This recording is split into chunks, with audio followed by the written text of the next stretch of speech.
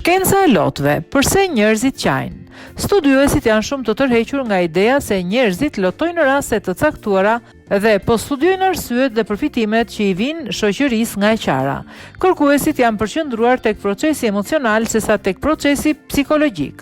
Michael Trimble, një neurolog i sjelljes, do të jepte një intervistë në radio si ekspert botëror kryesor mbi të qarën, kur një asistent e pyeti atë për një gjë të çuditshme, përse disa njerëz nuk qajnë as pak. Kjo pyetje lindi mbi idenë se disa njerëz nuk preken kurrë shumë sa të qajnë me lotë. Michael mbeti në vend. Ai dhe disa shkencëtar të tjerë kanë hulumtuar mbi të qarën e zakonshme dhe brenda programit radiofonik ai dha adresën e tij të kontaktit dhe i ftoi njerëzit që nuk qanin të shkruanin. Ai mori qindra mesazhe. Ne nuk dim asgjë për njerëzit që nuk qajnë, ka treguar ai. Në fakt, ka shumë shkencëtar që ende nuk bien dakord përse njerëzit qajnë.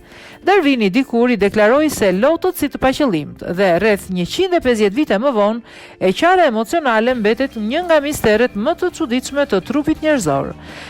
Megjithatë, tek disa specie ndodh e qara për shkak të dhimbjes së iritimit. Njerëzit janë të vetmet krijesa që derdhin lot nga ndjenjat. Tek bebet, lotët synojnë të tërheqin vëmendjen dhe përfitimin e kujdesit nga të rriturit. Por çfarë mund të thuhet për të rriturit? Është e dukshme se ka nxitës emocional të tyre, por nuk është e qartë përse. Prej shekujsh ka ekzistuar ideja se e qara ka përfitim fiziologjik të lubrifikimit të syve, por përtej kësaj, kërkuesit janë të përqendruar tek procesi emocional sesa tek procesi psikologjik. E qara shumë sesa një simptom e trishtimit. Nxitet nga emocione që variojnë prej befasisë, dashurisë dhe tek zemërimi, që prej 1500 vitesh përpara Krishtit, njerëzit kanë spekuluar për shkaqet e lotëve dhe dyshonin se vinin prej zemrës. Më vonë është menduar se ishte mendja ajo që nxiste lotët.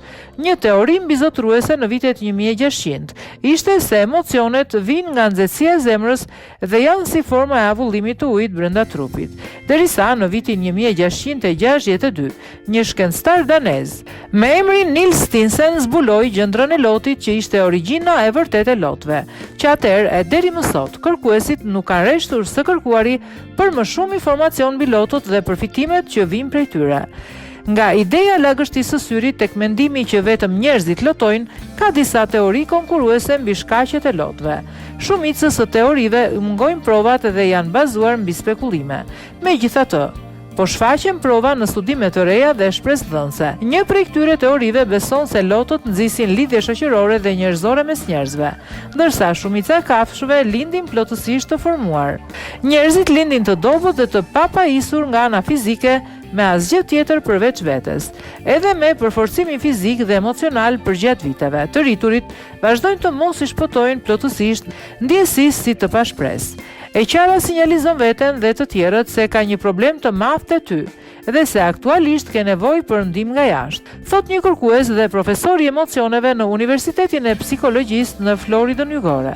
Shkencëtarët kanë zbuluar disa prova se lotët nga emocionet janë të ndryshëm nga ato që derdhen, për shembull kur presim qep, gjë që mund të ndihmojë në shpjegimin pse e qara dërgon sinjale të forta tek njerëzit. Përveç enzimave, lipoideve, metaboliteve dhe elektroliteve që përmban çdo lot, lotët emocional përmbajnë më shumë proteinë. Një hipotezë është se përmbajtja më e lartë e proteinës e bën lotin më të dendur. Lë më shumë gjurmë në faqe dhe rrëshket më ngadalë, gjë që ka më shumë gjasa të dallohet nga të tjerët.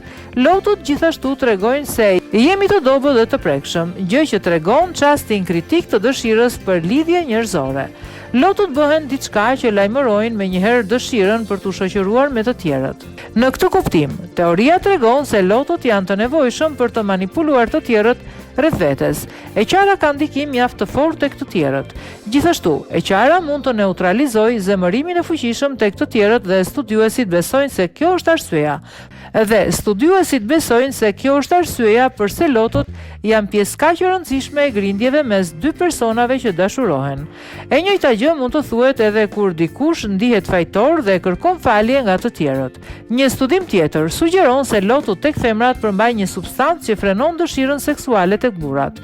Kjo nuk duhet keq kuptuar, pasi pavarësisht se një burr nuk ndjen dëshirë seksuale për një grua që qan, ai ka simpati për të dhe paksohet agresioni.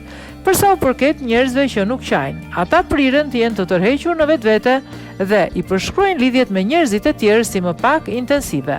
Gjithashtu, ata përjetojnë eksperienca më negative si zemërimi, neveria dhe inati krahasuar me njerëzit që qajnë. Më shumë kërkime nevojiten për të përcaktuar se çfarë ndodh me të qarën dhe se si ajo ndikon tek ne, por ideja kryesore është se lotot funksionojnë në shumicën e kohës.